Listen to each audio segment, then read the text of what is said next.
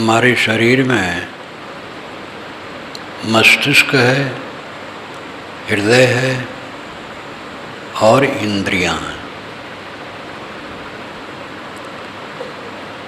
मस्तिष्क ज्ञान प्रधान है, इंद्रियां कर्म प्रधान है,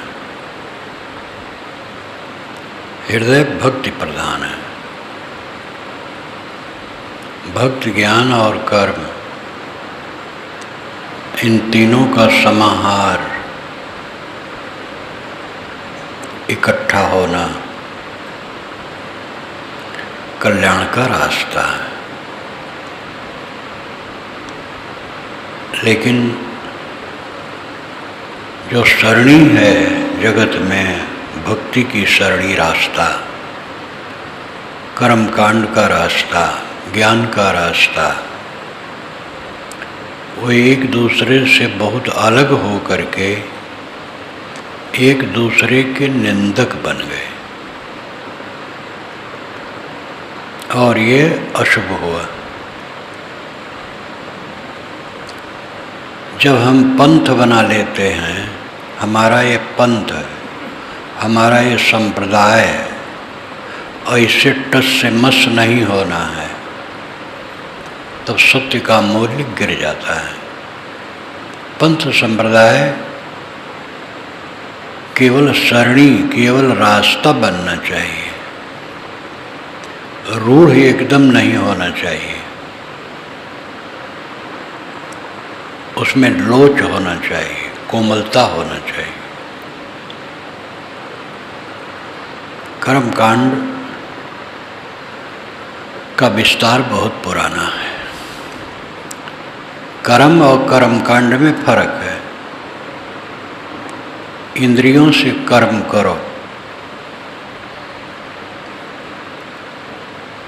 कर्मशील रहो, आलसी न रहो। आलसी आदमी का केवल शरीर ही नहीं बिगड़ता है, मन भी बिगड़ता है। जो अपने कर्तव्य कर्मों को नहीं करता है, उसका मन मैला होता है। जो हमारी जिम्मेदारी है, जिसे हमें करना चाहिए, और उसको हम नहीं करते हैं, तो लोगों की दृष्टि हमारे ऊपर गलत होती है और हमारी अंतरात्मा भी मलिन होती है। इसलिए कर्महीनता केवल स्वास्थ्य, शरीर के स्वास्थ्य को ही नहीं बिगाड़ती है, मन के स्वास्थ्य को भी बिगाड़ती है। इसलिए कर्मशील होना चाहिए। अब एक एक कर्म के लिए कोई गुरु बैठ करके बताता रहे, कहाँ तक बताएगा? स्वयं सोचो। जो कर्म चित्त को उद्वेगित करे वो कर्म न करे। जिस कर्म से किसी की हिंसा हो वो गलत है। जानबूझ करके हिंसा, अब ऐसे देह यात्रा में तो कितने छोटे बड़े जीव मर जाते हैं, लेकिन किसी मनुष्य का यह भाव नहीं रहता है कि वो मर जाए। जहाँ जानबूझकर किसी को सताया जाता है, ऐसा कर्म गलत है। जिसमें इंद्रिय मन की चंचलता हो, ऐसा कर्म गलत है। ये कर्म का विचार स्वयं करना पड़ेगा। गुरुजन बताएंगे और स्वयं भी सोचना पड़ेगा। इससे हट करके कर्म कांड है। इसलिए कर्म और कर्म कांड में फर्क है। कर्म कांड का अर्थ है कोई ऐसी क्रिया करना जिसके परिणाम में ये कल्पना हो कि कोई देव या ईश्वर खुश होगा तो हमें कुछ देगा। ये कर्मकांड है।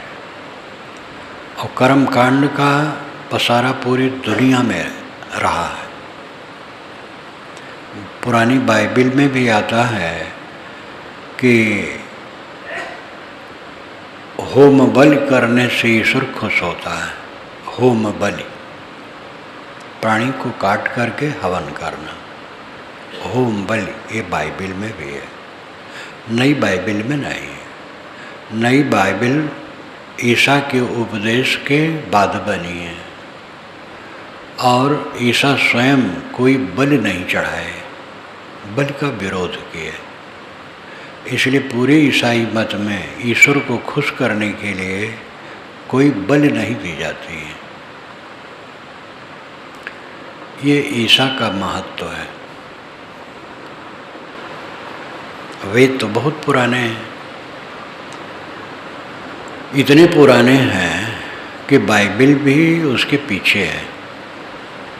नई बाइबल तो ईसा के बाद बनी है, पुरानी बाइबल भी ईसा के 1000 बरस पहले के अंदर है।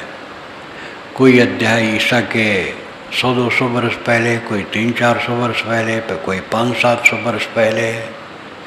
लेकिन ईसा के 1000 बरस पूर्व के अंदर ही सब बना है।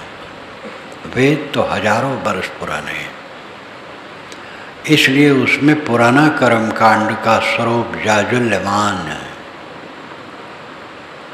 पहला ही मंत्र ऋग्वेद में आता है। चारों वेदों में ऋग्वेद सबसे पुराना है और ऋग्वेद सबसे बड़ा है, सबसे महत्वपूर्ण है। और ऋग्वेद का पहला ही मंत्र है अग्निमेले पुरोहितम यज्ञस्य देवम ऋतजम होतारम रत्नधातमम। अग्निम ईले, अग्निम नाम आग नाम का देवता, ईले नाम स्तुत करने योग्य, पुरोहितम पुरोहित जो यज्ञ कराए, ऋतजम यज्ञ कराने वाले और लोग, ऋत होतारम हवन करने वाला, रत्न धातमम ये रत्न धारण करते हैं। पूरा यज्ञ का स्वरूप, कर्मकांड का स्वरूप। और ये माना गया कि देवता बहुत हैं, अग्नि, मरुत, वरुण, इंद्र, अश्वनी, दधिक्रा, बहुत देवता हैं। उन देवताओं के नाम से अगर आग में हवन किया जाए तो देवता को मिलता है, वो खुश होते हैं, पानी बरसाते हैं, दूध पूत देते हैं और सब कुछ देते हैं। ये उनका विश्वास हुआ, इस विश्वास पर चला और चलते चलते, पहले तो ये व्यापार नहीं था, विश्वास था। आगे चल कर के पुरोहितों का एक वर्ग अलग हुआ और ये कर्मकांड कराने लगा और इसका धंधा बन गया, पेट धंधा। ये यज्ञ करोगे तो पुत्र होगा, ये यज्ञ करोगे तो स्वर्ग होगा, ये यज्ञ करोगे तो धन मिलेगा, यह यज्ञ करोगे तो रोग निवृत्त होगा। अनेक कर्मकांड चले और इसका इतना विशाल विस्तार हुआ कि आगे ब्राह्मण ग्रंथों में बहुत विस्तार हुआ। फिर उसी वर्ग में इसके लिए वितृष्णा हुई और ऐसा लगने लगा कि इससे होता कुछ नहीं है। और फिर जीव हत्या उसमें करके हवन करना बड़ा पाप है। और ये चीज़ बढ़ने लगी और उपनिषदों में इसका विरोध होने लगा। मुंडक उपनिषद के ऋषि घोरांगिरस तो कबीरी भाषा में डांटते हैं और कहते हैं ये अंधे लोग हैं, अंधे नियो नियमाना यथांधा। जैसे अंधा अंधे को चलाए तैसे यज्ञ करने वाला, स्वाहा स्वाहा करने वाले एक दूसरे को चला रहे हैं, मूढ़ हैं और ये भटकने वाले हैं। 18 लोग इस यज्ञ के बेड़े पर बैठे हैं, जो बेड़ा जहाज बहुत कमज़ोर है और ले करके डूबेगा। यज्ञ करने वाले पत्नी और 16 यज्ञ कराने वाले, ये सब 18 डूबेंगे। पर्यंत मूढ़ा अंधे ने माना जथान, ये मूर्ख अंधे अंधे को चला रहे हैं। छांदोग्य उपनिषद में 100 गाथ है। एक कुत्ता दूसरे कुत्ते की पूंछ मुंह में ले करके घूम रहे हैं, ओम हमें भोजन दो, ओम हमें पानी दो, ओम हमें ये दो। ये मजाक उड़ाया गया है यज्ञ करने वालों का। ऋषियों ने मजाक उड़ाया, आत्मज्ञान पर जोर दिया। आगे चल कर के भागवत संप्रदाय उदय हुआ धीरे धीरे, और इसको आप महाभारत में पढ़ेंगे, महाभारत मीमांसा में। भागवत संप्रदाय पारसी परंपरा से काफ़ी प्रभावित है। वहाँ पर आता है, नारद जाते हैं स्वद्वीप ईरान है, और वहाँ के लोग सब सफ़ेद सफ़ेद उज्जवल होते हैं, और उज्जवल वस्त्र पहन करके नारायण की उपासना करते हैं। ईरान के लोग सफ़ेद रंग के होते हैं, और पारसी लोग सफ़ेद कपड़ा पहन करके उपासना आज भी करते हैं। ईरान में तो रह नहीं गए, भारत में। तो नारायण की उपासना चली भारत में, जिसमें कि यज्ञ वज्ञ नहीं, हवन तर्पण और किसी की हिंसा नहीं, भगवान की उपासना। और यह चली, और भागवत संप्रदाय एक समृद्ध संप्रदाय हो गया। और महाभारत में इनका बहुत हस्तक्षेप है, बहुत इनकी मिलावट है। भागवतों ने कहा, नारायण के भक्तों ने, कि भाई यज्ञ की निंदा नहीं करनी चाहिए। वो वेद मानते थे, तो कहे वेद की निंदा नहीं करनी चाहिए। एक हिंसा होती है, उसी को लेके पूरे यज्ञ की निंदा करना ठीक नहीं है।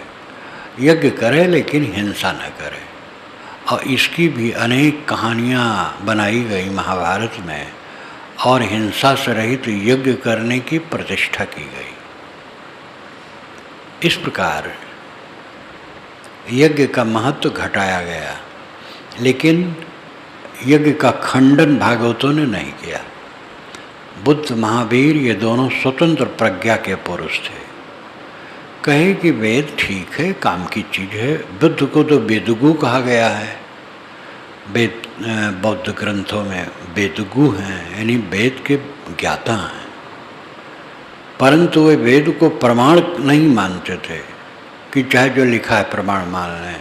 हिंसा का सीधा विरोध, यज्ञ का सीधा विरोध। तो इसमें भागवतों ने भी विरोध किया, लेकिन खुल के नहीं किया। भागवत लोग हवन वन नहीं करते थे, भगवान की भक्ति, सदाचार। इस प्रकार कर्मकांड ठंडा हुआ और भक्ति बढ़ी। महाभारत में, रामायण थोड़े में है, कुछ अध्यायों में, और पूरी रामायण है, और सब बता दिया गया शुरू से आखिर तक। लेकिन राम की भक्ति कहीं नहीं है। एक राजा थे, एक स्थिति थी, यही बताया गया है। किंतु महाभारत में श्री कृष्ण की महिमा बहुत जोर से है। पहले तो संबंधी रूप में थे पांडवों कौरवों के, आगे चल कर के उनको पुरुषोत्तम, फिर भगवान कहा गया। भागवत में फिर बहुत भागवतों ने, यानी भागवत भक्तों ने महाभारत में इसका क्षेपक काफ़ी किया है। तो कृष्ण की भक्ति चली। पहले तो नारायण धीरे धीरे हट करके कृष्ण ही नारायण हो गए, और कृष्ण सर्वोपरि हो गए। ईसा के 1000 वर्ष बाद राम की उपासना चली। राम पहले हुए हों ये अलग बात है, लेकिन उनकी उपासना 1000 वर्ष बाद चली। महाभारत में राम की उपासना कहीं नहीं है। वाल्मीकि रामायण में भी राम की उपासना कहीं नहीं है। राम के लिए भगवान शब्द तक नहीं है। राम एक महापुरुष है, बस यही है। राम की उपासना ईसा के 1000 वर्ष बाद चली, नहीं आज से 1000 वर्ष पूर्व से राम की उपासना चली है। ये भी भक्त मार्गावलंबी हुए। ये भी कहते थे कि स्वाहा स्वाहा करने से कुछ नहीं होगा, और ये पंडितों का जाल, ये ग्रह दशा देखो, लगन मुहूर्त देखो, ये सब कुछ नहीं। भगवान को समर्पित हो जाओ, सब काम बन जाएगा। पंडितों को ये बहुत खला, ईश्वर न मानो कोई हर्ज नहीं है, लेकिन जब उनके पेट पर चोट पड़ेगी तो बुरा लगेगा। ईश्वर माने न माने, ईश्वर को लेकर के धंधा नहीं हो पाता है, कर्मकांड को लेकर धंधा होता है। इसलिए उन्होंने भक्तों को कटु कहा, ज्ञानियों को भी कटु कहा, ज्ञानियों ने इन्हें कटु कहा। तो इस प्रकार एक सांप्रदायिकता का रूप ले लिए ये सब। लेकिन इसी बीच में विवेकवानों ने छान करके तीनों के सत्य स्वरूप को ग्रहण किया। आत्मज्ञान चाहिए, जीवन में कर्म चाहिए और उपासना चाहिए, भक्ति। भागवतों ने तो ऐसा भी श्लोक लिखा है जो ईसा के पहले का है। ये धर्मशास्त्र के इतिहास में आता है।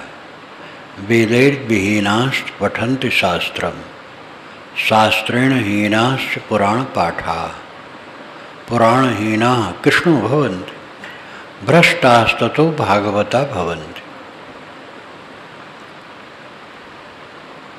वेदैर्विहीनाश्च पठन्ति शास्त्र, जो वेद से विहीन हैं, वेद नहीं पढ़ पाते, नहीं समझ पाते, वो शास्त्र पढ़ते हैं।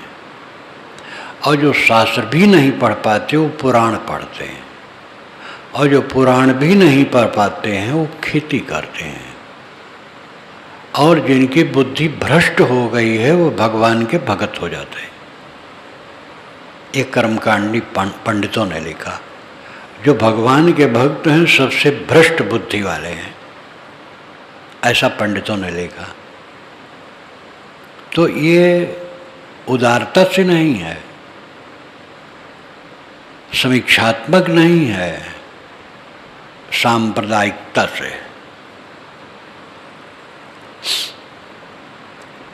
मैंने कल कहा ही था, मंडन मिश्र ने शंकराचार्य को जो आंगन में आते देखा तो कहा, कुतुमुंडी, ये मुड़िया कहाँ से आ गया? मुड़िया कर्मकांड का विरोधी और मंडन मिश्र कर्मकांडी। तो ज्ञानियों का विरोध, भक्तों का विरोध, कर्मकांडियों का विरोध, ये विरोधी काम में तीनों की स्थिति खराब कर दी गई। लेकिन तथ्य यह है कि कर्म कांड कर्म नहीं है और कर्म कर्म कांड नहीं है।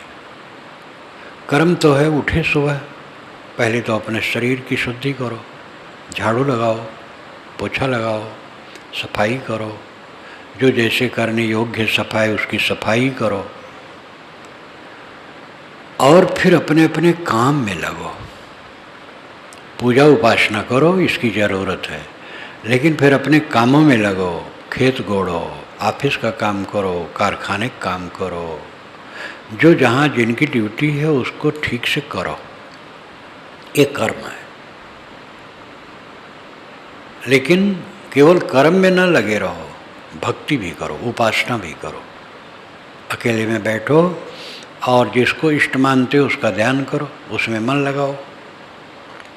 आत्मज्ञानी है तो बाहर कहीं मन नहीं लगाना है, अपने मन को मार देना। सबका अभाव, जो सर्वोच्च साधना है वो है सबका अभाव। सब अभाव करी आप रही, यह जो जाने न पाए।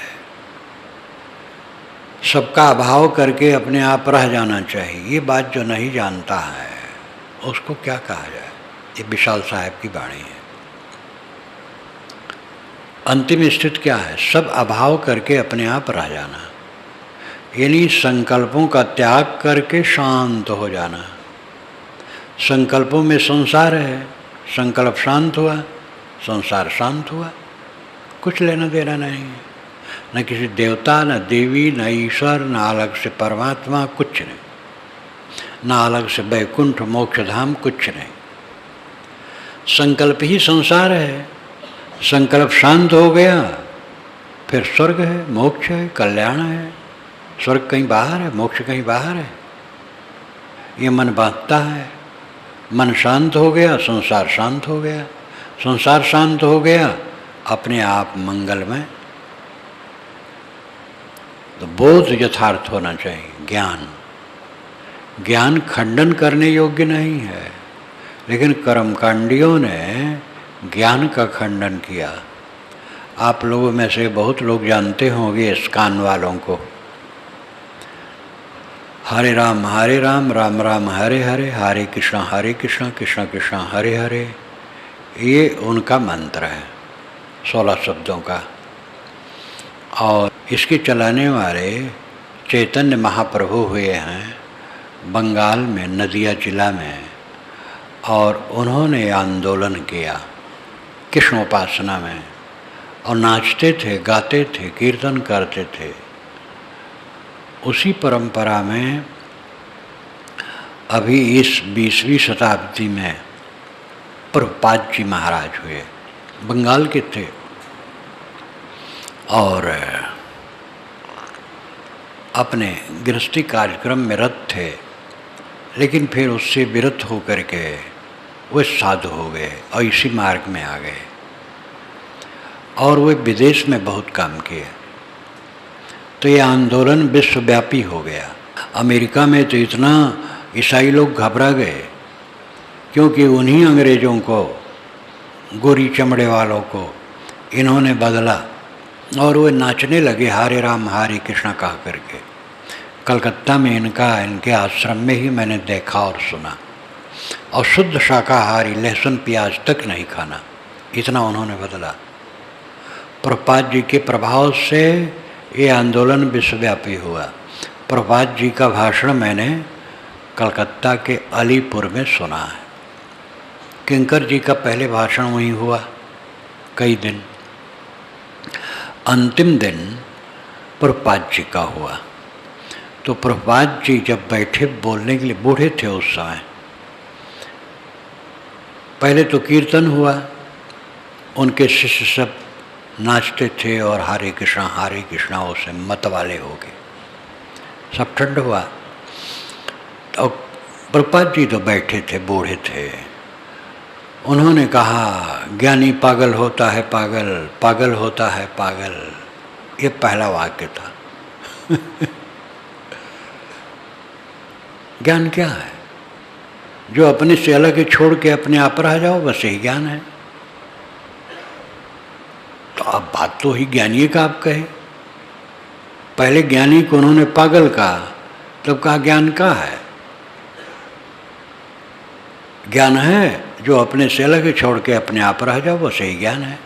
अब ज्ञानी की बात पूरा कह दिए, लेकिन ज्ञानी को पागल कहे, क्योंकि उनको लगता है कि ये नाचते नहीं हैं, ये कृष्ण को नहीं पाना चाहते हैं, इसलिए पागल कहा।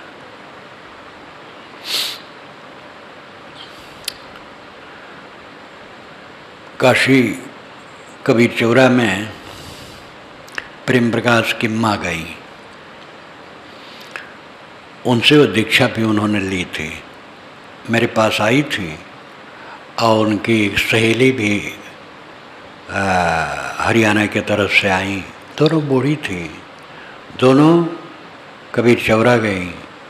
तो वहाँ के महंत साहब जो पहले के थे, राम विलास साहब, बहुत अच्छे थे, भव्य थे, शांत सरल। तो प्रेम प्रकाश की माँ ने पूछा, साहब पारक क्या है? कि पारक क्या है? पारक क्या है? बकवास करती हूँ, पारक। Park park. पहले तो गुस्सा हुए, तो कहते हैं अरे परखो, जो कुछ बाहर का है परख के छोड़ दो, अपने आप शांत, बस ही पारक है।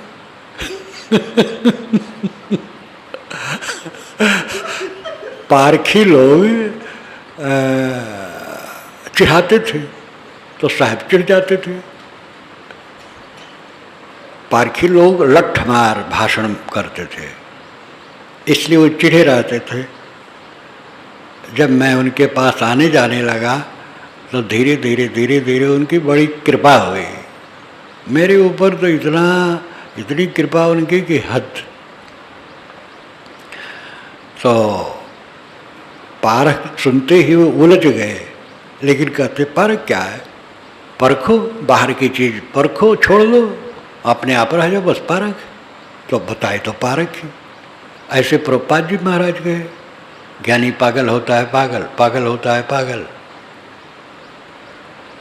अरे जो कुछ बाहर की चीज़ है समझ लो, छोड़ दो, अपने आप रह जाओ, यही ज्ञान है। तो ये सब पुराना संस्कार सांप्रदायिकता का ज्ञानियों में, भक्तों में आ जाता है और एक दूसरे की निंदा करने लगते हैं। सब में विकृतियाँ हैं, भक्ति में विकृति है। भक्ति किसी व्यक्ति की उपासना जहाँ तक है वो थोड़ी दूर तक है, चाहे राम की, चाहे कृष्ण की, चाहे कबीर की, चाहे बुद्ध की, चाहे ईसा की, चाहे मोहम्मद की, चाहे अपने गुरु की। भक्ति की एक सीमा है। अपने चित्त की चंचलता दूर करने के लिए किसी महापुरुष के आधार में अपने मन को रखना ये ठीक है, लेकिन अंतिम दशा में कोई महापुरुष हमारे साथ नहीं रहेगा। कबीर साहब क्या हमारी स्वरूप स्थिति में रहेंगे? तो अंतिम दशा तो असंग है, अकेला है, कैवल्य है, इसलिए वहाँ सबका विसर्जन है। लेकिन भक्ति के बिना वहाँ नहीं पहुँच सकते हैं। भक्ति चाहिए, किसी का आधार चाहिए। अब गुरु वह है जो ये बताए कि तू अपने में स्थित हो, जो तू चाहे मुझको छाड़ सकल की आस, मुझे ऐसा हुए रहो, सब सुख तेरे पास। साहब कहते जो मुझे चाहते हो तो सबकी आशा छोड़ करके अपने आप में निष्काम शांत हो जाओ। ये नहीं कहते हैं कि हमारे में आ जाओ। अब भक्तिक पागलपन बढ़ता है तो यही कहा जाता है। भागवत पंडित जिसका साप्ताहिक कथा कहते हैं, इतनी भावुकता से लेखक ने लिखा है। कृष्ण कहते हैं उद्धव, जो हमारी पूजा करता, हमारा नमस्कार करता, हमारा ध्यान करता, हमारे में रमा रहता है, वो मुझे प्राप्त होता है और उसका मैं कल्याण कर देता हूँ।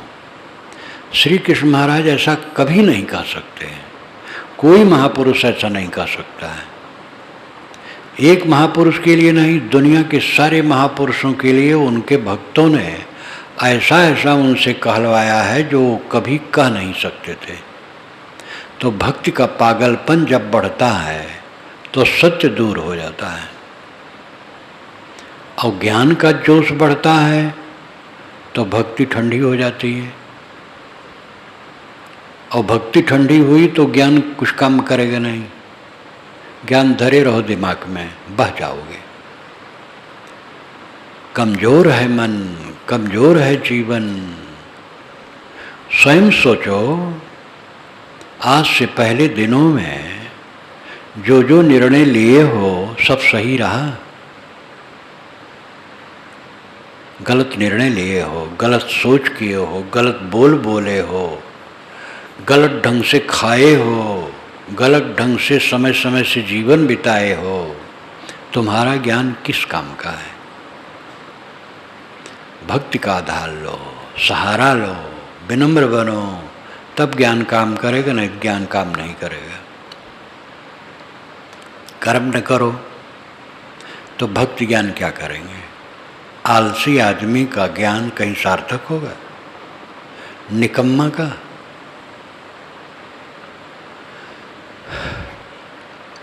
ज्ञानियों का यही पागलपन बढ़ा, हाथ हिलाओ ना। एक जैन संत ने मुझसे कहा, बहुत पुरानी घटना, 50 बरस से भी पुरानी, महासमुंद में मैं गुरुजी के साथ था। तो गुरुजी से आज्ञा लिया कि साहब कुछ मंदिरों में घूमाऊँ, कहे ठीक है। तो जैन मंदिर गया, वैष्णव मंदिर गया, एक मस्जिद में भी गया। मस्जिद के मौलवी भी बहुत बढ़िया, कहे महाराज आपके यहाँ हमारे यहाँ दोनों जगह सफ़ा चट है, कोई मूर्ति नहीं।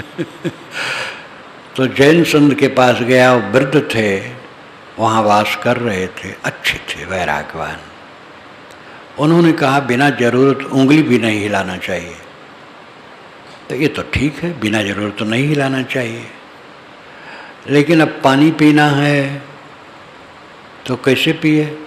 क्योंकि पानी जितना है सब जीव के देह है, जैनी मानते हैं। पानी के जितने कण हैं वो सब जीव के देह हैं।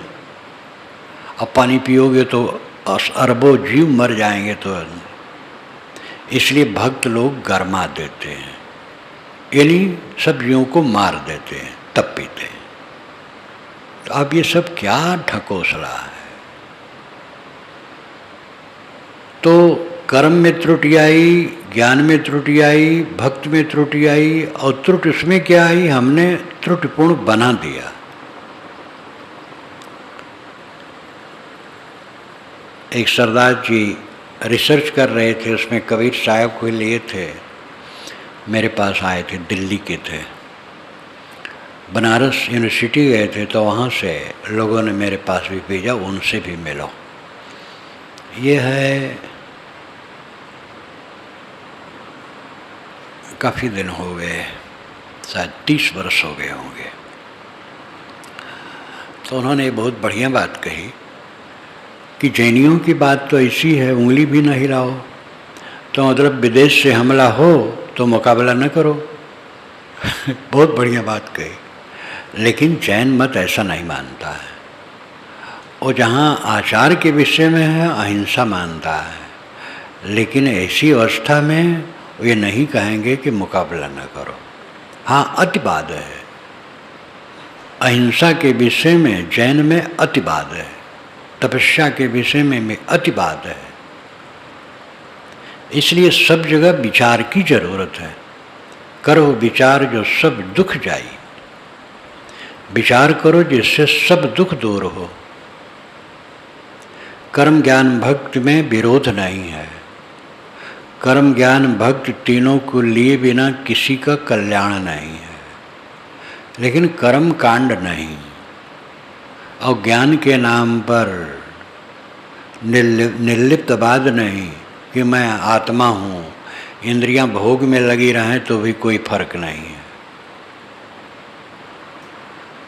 न मैं इंद्री न मोह में इंद्री, न इंद्रियां मेरे में है न मैं इंद्री हूँ, मैं तो असंग आत्मा हूँ। इसलिए भोगों विषय की त्याग हो इंद्री, मुँह को लगे न रंचक रंग। इंद्रियां भोग करें कि त्याग करें कोई फर्क नहीं पड़ता है। भोगे युवत सदा सन्यासी, युवती स्त्री का उपभोग करते हुए ज्ञानी सदैव सन्यासी है, क्योंकि वो इंद्री थोड़े है, आत्मा शुद्ध है। ये ज्ञान का भयंकर दुरुपयोग है। कृष्णो भोगी सुख त्यागी निर्भो जनक राघवो, वशिष्ठ कर्म करता चाहते सर्वे ज्ञानिनः समाः। कृष्ण भोगी थे, सुखदेव त्यागी थे, निर्भव जनक राघव, जनक और राजा राम राजा थे। वशिष्ठ कर्म करता चाह, वशिष्ठ कर्म कांडी थे, लेकिन ते सर्वे ज्ञानिनः समाः, सवे समान ज्ञानी थे। इसी के लिए साहब ने कहा है, एक एक खेत चरत है बाघ गधेरा गाय। इनके यहाँ एक ही खेत में बाघ गधा और गाय चरते हैं, कोई निर्णय नहीं है। तो ज्ञान का प्रमाद, ये ज्ञान का प्रमाद है। ज्ञान काम करेगा, आचरण से नहीं रहोगे। इंद्रियां भोगों में लगी रहें तो तुम कौन ज्ञानी हो? अरे ऐसे ऐसे ज्ञानी हमें मिले हैं जो हम इस बात की है। तो मैंने कहा, बताओ कि कोई स्त्री आवे और तुमसे उत्सुक हो कि मेरा तुम संगम करो, समागम करो, तो कर ले। कहे हाँ, अपनी इच्छा ना हो तो कर ले। हम कहे धन्य हो महाराज। मैं काशी में था, लहरतारा घूमने गया। उस समय लहरतारा के मठ उठ नहीं था, जो इस समय खरसिया आए साहब ने विशाल रूप दिया है, तो कुछ नहीं था। पूरब तरफ लहरतारा तालाब के पूर्व हिस्से में कबीर चौरा का पुराना वही अंश था। मैं पहुंचा तो एक सन्यासी मिल गए, वो कबीरपंथी थे, लाल कपड़ा पहने थे। मुझे देखे तो क्या, आए साहब आप तो पारखी हैं। हम कहे तो क्या आप बेपारखी हैं? तो हंसने लगे, कहे आपके हिसाब से तो जड़ चेतन अलग है। तो हम कहे साहब आपके हिसाब से जड़ चेतन एक है? कहे दो कहाँ है? तो मैंने कहा रोटी टट्टी दो है कि एक? तब कहे सब एक है। हम कहे तो टट्टी खा सकते हैं आप? अब क्या बोले वो बेचारे, खड़े खड़े बात होती गई। तब फिर क्या करते हैं, मेरा हाथ पकड़ लेते हैं, अरे कहे सब एक ही बात है, पारक हो ब्रह्म ज्ञान सब एक ही बात है, कोई फर्क नहीं है। अब जब ढील हो गए तब समझौता किए। अब ये क्या विवेक है। मैं छत्तीसगढ़ में था, दुर्ग के पास गुरुजी के साथ, ये भी 50 वर्ष की बात होगी। तो एक उस समय मुक्तानंद स्वामी के प्रभाव में काफ़ी लोग थे। तो एक नवयुवक रईस घर का मेरा विचार रोज सुनता था, 3-4 दिन रहा। तो जड़ चेतन निर्णय में प्रायः करूं। तो उसने कहा, कोई 27-28 वर्ष का था, पढ़ा लिखा भी था, कहा महाराज दो कहाँ हैं? हम कहे हम और आप बैठे हैं, दो हैं कि नहीं? कहे सब एक है। जड़ चेतन सब एक है? हाँ सब एक है। तो उससे भी कहा रोटी टट्टी एक है? अब नहीं बोल पाया। गांव वाले बैठे थे, गांव वालों से मैंने कहा भैया सड़क में देखो गाय जा रहे हैं, बकरियां जा रही हैं, इंसान जा रहे हैं, ये सब एक हैं कि अलग अलग हैं? गांव वाले हंस पड़े, कहे हमारे तो साफ है अलग अलग हैं। मैंने कहा भैया को समझाओ। वो बहुत फिर चुप हुआ। लेकिन अब नशा चढ़ाए हैं गुरु लोग, एक है। एक है का अर्थ अपनी सीमा में है। हम और आप का गुण एक है, ज्ञान, लेकिन व्यक्तित्व तो अलग अलग है, कर्म फल भोग अलग अलग है, सुख दुख अलग अलग है, बंध मोक्ष अलग अलग है। एक कहाँ है? एक है, ठीक है कहना। हमारा और आपका आत्मा जो है उसका सब गुण एक है, क्वालिटी और क्वांटिटी। क्वालिटी में एक है, क्वांटिटी में अलग अलग है। हम सब अलग अलग हैं, लेकिन हम सब का गुण चेतन एक है, चेतना गुण एक है। जगत तीनों काल में नहीं है, इसकी भी एक सीमा में इसका अर्थ है। आत्मा में जगत तीनों काल में नहीं है, लेकिन जगत में जगत तीनों काल में है। ये चाँद सूरज पृथ्वी नक्षत्र सब समय है, कब नहीं थे। जड़ द्रव्य नित्य है, वो आत्मा नहीं है। तो ज्ञान का प्रमाद बढ़ जाता है और ज्ञान से आदमी अज्ञान में चला जाता है। गुड़ पका करके शक्कर बनाया जा सकता है, शक्कर पका करके कंद बनाया जा सकता है, मिश्री पका करके कंद बनाया जा सकता है, लेकिन कंद को और करो तो विकंद जहर हो जाएगा। ज्ञान का दुरुपयोग भक्ति का, भक्त लल्ला लल्ली मान करके और भक्ति का कितना बिगाड़ किए हैं। बस सुबह से शाम तक कितनी बार भगवान को खिलाना है, पिलाना है, सुलाना है, जगाना है, पंखा लगाना है, कूलर लगाना है, भगवान को गर्मी न लग जाए। जब मैं एक बार अयोध्या में मंदिर में गया, प्रसिद्ध वैष्णव मंदिर में, तो दोपहर का समय था, तो पुजारी जमीन पर ऐसे फर्श पर लेटे पंखा चला रहे। फाटक बंद किए थे, लेकिन फाटक में से छेद करके डोरी बाहर खींचे थे, तब खींच रहे थे पंखा। कहे महाराज पंखा सीलिंग फैन वहाँ लगा नहीं है? कहे महाराज लगा है, लेकिन अगर बिजली चली जाएगी तो भगवान को कष्ट होगा। इसलिए अब कब बिजली चली जाए पता नहीं, तो लेटे लेटे वो चला रहे थे। अब उनकी भावना की तो प्रशंसा है, लेकिन विवेक तो नहीं है। तो भक्ति का पागलपन, ज्ञान का पागलपन और कर्म कांड का पागलपन तो पहले से था। कर्म कांड नहीं, कर्म, कर्मशील रहो, क्रियाशील रहो, निकम्मे न रहो। कोई हाथ पैर बटोर करके बैठा रहा है तो हर समय ध्यान नहीं कर पाएगा। परम विवेकी की बात अलग है, कुछ न करे चुपचाप हरदम पड़ा रहा है तो अपनी दशा में रहेगा। लेकिन सामान्य साधक अपनी दशा में नहीं रहेगा, वो मन में जो खुराफात है उसी को उठाता धरता रहेगा। इसलिए कर्मशील रहो, और कर्म का उद्देश्य हो अकर्म में पहुंचने का, धन बटोरने का नहीं। धन तो काम भर का आए जाएगा। धन की तृष्णा में अपने को रात दिन नाध दो, फुर्सते नहीं, तो क्या उपासना करोगे, क्या ज्ञान में रमोगे? इसलिए समय का बंटवारा करो। कुछ समय कर्म में लगाओ, फिर उपासना ज्ञान में लगाओ। विवेक पूर्वक सब कुछ होना चाहिए।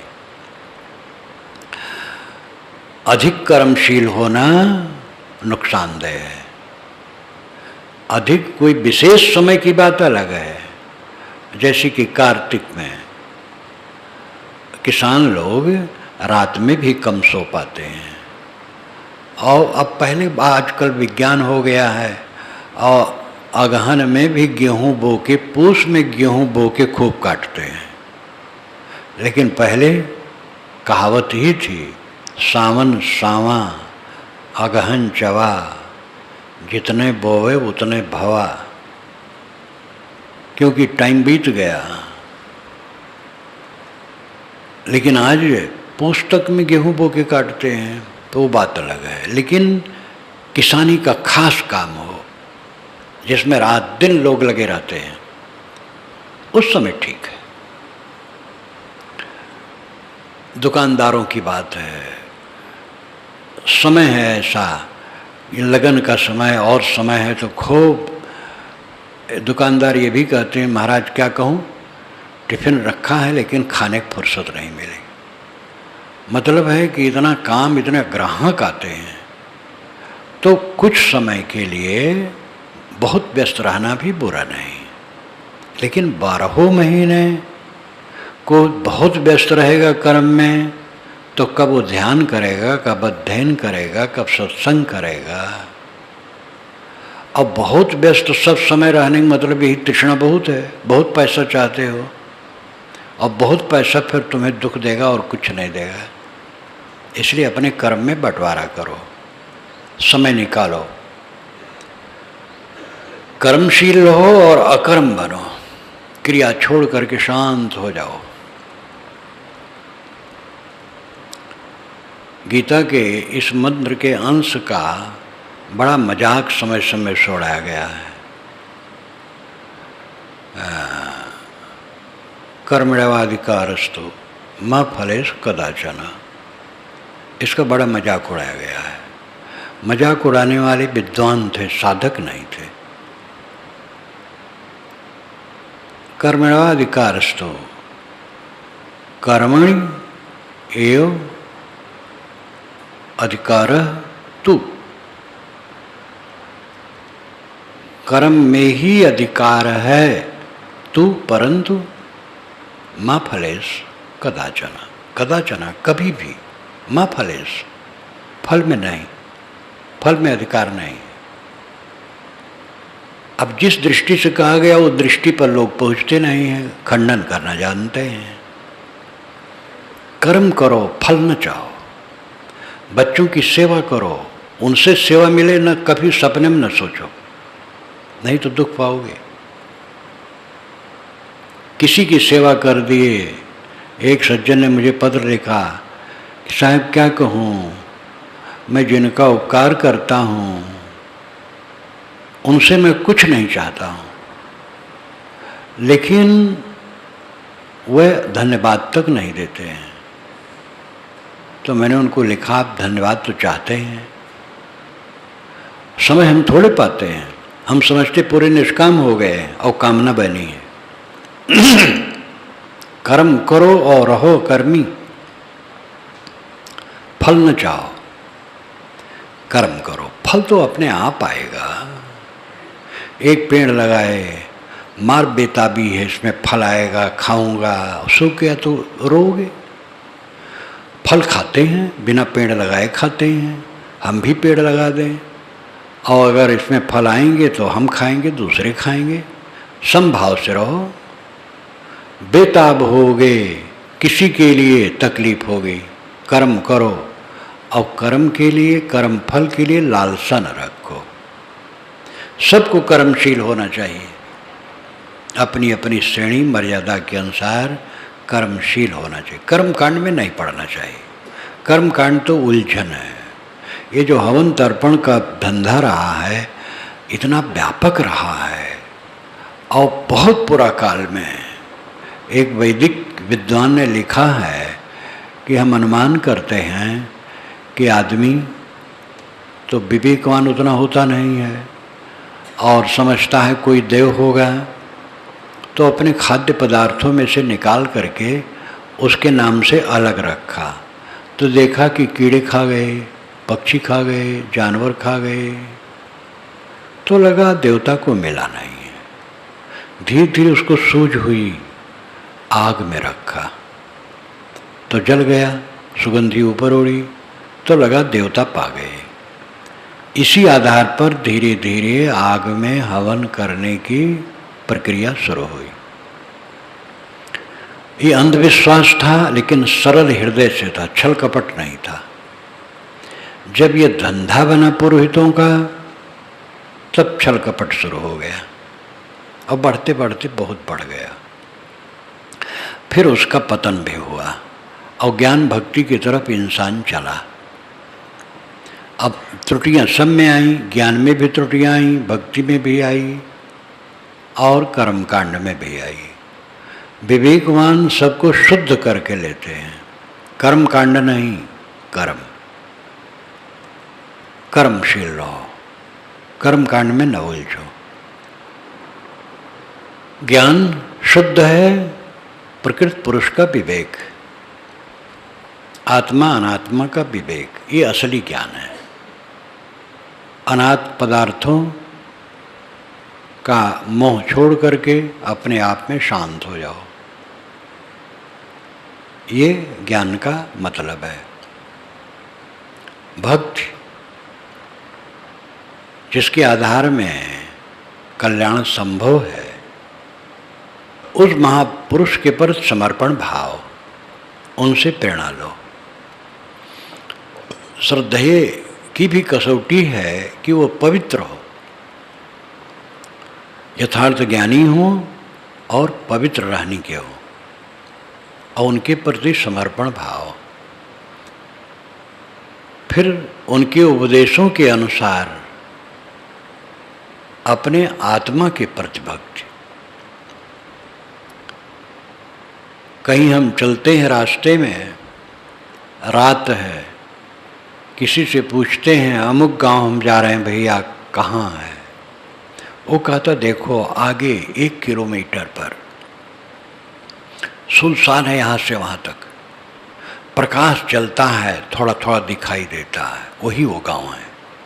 तो हम प्रकाश देखते देखते वहाँ पहुँचते हैं। जब वहाँ पहुँचते हैं तब प्रकाश नहीं देखते, प्रकाश में देखते हैं। अगर वहाँ पहुँचे और गैस को देखते खड़े रहें तो पागल हैं। प्रकाश में जो लोग हैं जिनसे हम मिलने गए हैं उनको देखें। गुरु प्रकाश हैं, उनको देख के उनके पास जाते हैं लोग और उनकी सेवा भक्ति आज्ञाकारिता में रहते हैं। लेकिन अंत में गुरु के उपदेश में देखो, गुरु बताते क्या हैं? जो बताते हैं उसमें ठहरो। सदगुरु ने क्या कहा? जो तू चाहे मुझको छाड़ सकल की आस। अगर तुम मुझे चाहते हो तो सबकी कामना छोड़ दो और मुझे ही ऐसा हुए रहो जैसे मैं निष्काम हूँ, तुम भी निष्काम हो जाओ। तो सब सुख तेरे पास। असली गुरु ये बताता है, ये नहीं बताता है कि हमारी देह की खाली उपासना करते रहो। तो भक्ति, ज्ञान और कर्म। कर्म है गलत काम छोड़ देना, अच्छा काम करना। गलत काम कौन है? जिससे इंद्रिय और मन चंचल हो और दूसरों को तकलीफ हो, वो गलत काम है। ये उसका मापदंड है। अपना मन, अपनी इंद्रियां जिन कर्मों से चंचल हो जाएं वो गलत है, और दूसरों को तकलीफ मिले वो गलत है। ऐसा काम न करो। समाज सेवा, शरीर रक्षा, ये सब के लिए कर्म करो, लेकिन हर जगह गुरु छड़ी लेके नहीं खड़ा रहेगा। स्वयं विवेक करो, अपने को कर्मों में उलझाओ ना। भक्ति पथ पर चलो और अंतिम फल ज्ञान है, आत्मज्ञान, आत्म तृप्ति। मस्तिष्क ज्ञान प्रधान है, हृदय भक्ति प्रधान है और इंद्रियां कर्म प्रधान है। तीनों हमारे शरीर में हैं और इन तीनों का विकास ज्ञान, भक्ति, कर्म का जीवन का विकास है। अगर आदमी पवित्र कर्म करेगा तो चित्त शुद्ध होगा और भक्ति से ज्ञान होगा और ज्ञान से बंधन कटेगा और जीव अपने आप में कृतार्थ होगा। अहम शुद्ध चैतन्य ज्ञान स्वरूपम अजराहम अमराहम अखंडम अनूपम अहम शुद्ध चैतन्य ज्ञान स्वरूपम अजराहम अमराहम अखंडम अनूपम अहम शुद्ध चैतन्य ज्ञान स्वरूपम अजराहम अमराहम अखंडम अनूपम अहम शुद्ध चैतन्य